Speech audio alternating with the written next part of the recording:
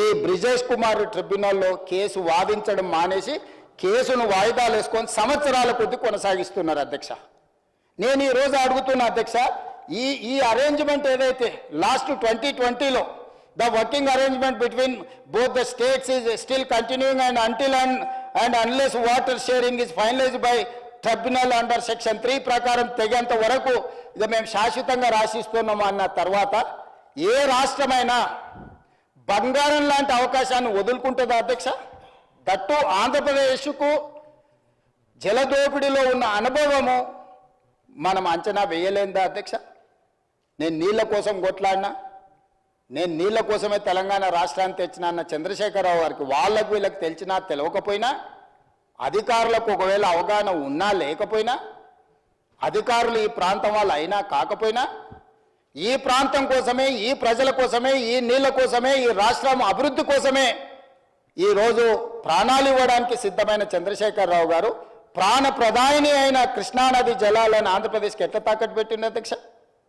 ఈరోజు అందుకే ఆంధ్రప్రదేశ్ ఎట్టి పరిస్థితుల బచావత్ ట్రిబ్యునల్ వాదనల్ని పూర్తి చెయ్యకుండా ఎంత వీలైతే అంత దీర్ఘకాలికంగా దీన్ని వాయిదాలు వేసుకుంటూ పోయి వాళ్ళు ఉన్న ప్రాజెక్టులన్నీ కట్టుకొని మా ప్రాజెక్టులు పూర్తయినాయి కాబట్టి ఒక్క సుక్క కూడా మీకు నీళ్ళు ఇచ్చేదే లేదు అని వాదించాలని వాళ్ళు అంటున్నారు అధ్యక్ష. అధ్యక్ష, మేం బాధ్యత తీసుకున్న తర్వాత 2 విషయాలలో స్పష్టంగా ఉత్తమ్ కుమార్ రెడ్డి గారు, నేను అధికారులను న్యాయవాదులను కూర్చోబెట్టి అంతర్జాతీయ జల విధానం ఏందని మేము కనుక్కున్నాం. మొట్టమొదట పరివాహక ప్రాంతం ఎంతుందో పరివాహక ప్రాంతం ప్రాతిపదికన నీటి కేటాయింపులు జరగాలి. అంటే కృష్ణానది పరివాహక ప్రాంతంలో మహారాష్ట్రలో క్యాచ్మెంట్ ఏరియా ఎంతుందో వాళ్ళకి నీళ్ళు ఇవ్వాలి, కర్ణాటకలో ఎంత క్యాచ్మెంట్ ఏరియా ఉందో వాళ్ళకి నీళ్ళు ఇవ్వాలి. ఆనాడు ఉమ్మడి ఆంధ్రప్రదేశ్ ఈరోజు 3వ రాష్ట్రంగా మనం వచ్చినాం, 4వ రాష్ట్రంగా ఆంధ్రప్రదేశ్ వచ్చింది. తెలంగాణ రాష్ట్రంలో క్యాచ్మెంట్ ఏరియా ఎంతుందో, క్యాచ్మెంట్ ఏరియా అంటే పరివాహక ప్రాంతం ఎంతుందో మనకు నీళ్ళు ఇవ్వాలంటే పరివాహక ప్రాంతాన్ని ఒకవేళ తక్కువ లెక్కలేస్తే 68.5% పరివాహక ప్రాంతం ఉంది, సరిగ్గా లెక్కేస్తే 71% ఉంది అధ్యక్ష. తెలంగాణలో 29 నుంచి 30% మాత్రమే పరివాహక ప్రాంతం ఆంధ్రప్రదేశ్లో ఉంది. ఆ ప్రకారం 811 టీఎంసీలలో తెలంగాణకు 555 టీఎంసీలు వస్తాయి. 555 టీఎంసీలు తెలంగాణకి ఇవ్వండి బచావత్ ట్రిబ్యునల్ ప్రకారం అని చెప్పినాం.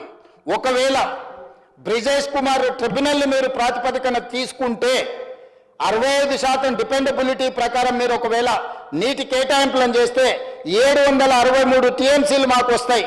అప్పుడు 1005 టీఎంసీలు అందుబాటులో ఉన్నాయని బ్రిజేష్ కుమార్ ఎప్పుడైతే చెప్పిండో నీటి లభ్యత 1005 టీఎంసీలకు పెరిగింది అధ్యక్ష.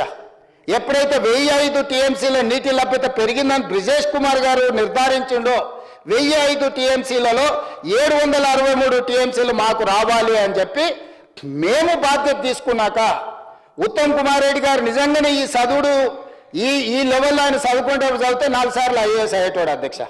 ఇప్పుడైనా మీరు ఏదైనా రికమెండ్ చేసి అంబేద్కర్ యూనివర్సిటీ నుంచి వారికి దీంట్లో డాక్టరేట్ ఇప్పించాల్సిందే అధ్యక్ష.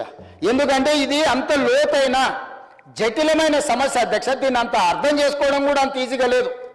ఎందుకంటే మల్టీ కాంప్లికేషన్స్ ఉన్నాయి ఇందులో.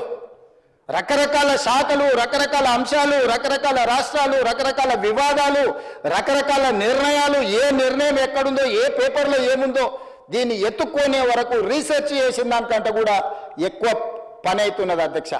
అంత కష్టపడి ఒక కొలిక్కు పట్టుకొచ్చి 811 టీఎంసీల్లో నికరంగా మాకు 555 వస్తాయి.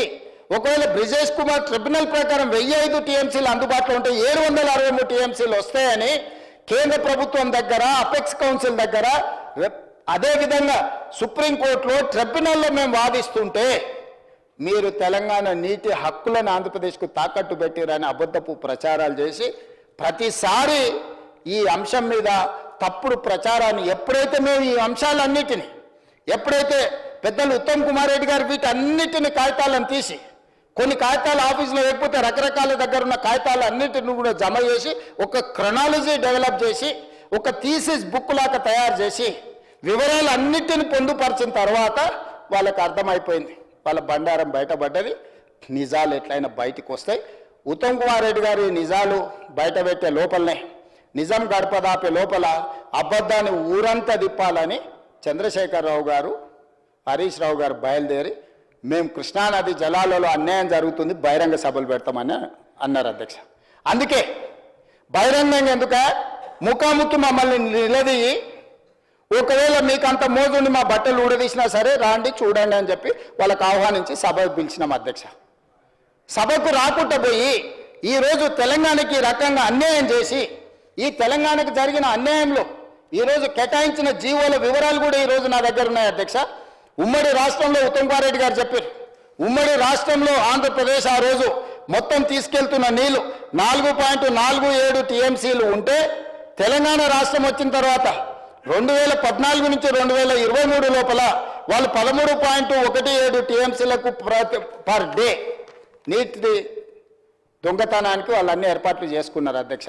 అవి పోతిరెడ్డిపాడు కావచ్చు, తెలుగు గంగ కావచ్చు, లేకపోతే జిఎన్ఎస్ఎస్ కావచ్చు, ఎస్ఆర్బిసి కావచ్చు, ఎస్కేప్ కెనాల్ నిప్లవాగు కావచ్చు, రాయలసీమ లిఫ్ట్ ఇరిగేషన్ కావచ్చు, హెచ్ఎన్ఎస్ఎస్ కావచ్చు, ఇట్లా ముచ్చుమర్రి కావచ్చు, వెలుగొండ కావచ్చు, ఈ అన్ని కలిపి తెలంగాణ రాష్ట్రం వచ్చిన తర్వాత చంద్రశేఖరరావు గారి రాష్ట్రానికి ముఖ్యమంత్రి అయిన తర్వాత 5 సంవత్సరాలు హరీష్ రావు గారు, 5 సంవత్సరాలు చంద్రశేఖరరావు గారు సాగునీటి పారుదల శాఖ మంత్రిగా ఉన్నప్పుడు మనకిచ్చిన బహుమానం వాళ్ళిద్దరూ 4.47 టీఎంసీలు ఆంధ్రప్రదేశ్ నీటి దొంగతనాలకు అవకాశం ఉంటే 13.17 టీఎంసీలకు దాన్ని పెంచుకునే బహుమానం ఈరోజు వాళ్ళు మనకిచ్చింది అధ్యక్ష. అందుకే ఈరోజు ఈ సభలో చర్చిస్తే ఈ వివరాలన్నిటిని ముందల పెడితే ఈ వివరాల ప్రాతిపదికన ఈరోజు తెలంగాణ రాష్ట్రంలో చర్చ జరగాలి అని మేము కోరుకున్నాం. కానీ ఈరోజు దురదృష్టవశాత్తు వాళ్ళు రాలేదు అధ్యక్ష. అదేవిధంగా జీవోలు కానీ GO MS number 69 Kodangal lift ఇరిగేషన్ది మా హయాంలోనే మేమున్నప్పుడు ఉమ్మడి రాష్ట్రంలో తెచ్చుకుంటే ఈ రోజు వరకు దీనికి దిక్కు దివానం లేకుండా పోయింది. 10 సంవత్సరాలు దీని మీద పన్నులు మొదలు పెట్టలేదు, 10 సంవత్సరాలు ఈ ఊసే లేదు. ఈ మధ్యకాలంలోనే మేము ఈ కార్యక్రమాన్ని ముందుకు తీసుకెళ్లే ప్రయత్నం చేస్తున్నాం.